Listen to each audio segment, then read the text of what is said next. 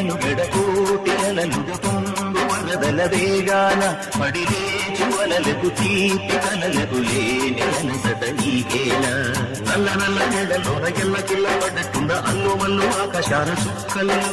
అమ్మాయంటి జాబిల్లమ్మ అబ్బాయంటి సూర్యుడమ్మ ఇంటిది పర్వలంట దిక్కులు ఎవరికి పాడే యమునకు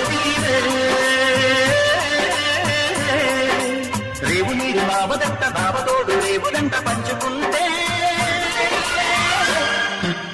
గోరువంత వాలగాని గోపురానికి స్మరణ గడగడ గంటలే మోగనేదా గోపురాలు వచ్చినాక గోపురాలు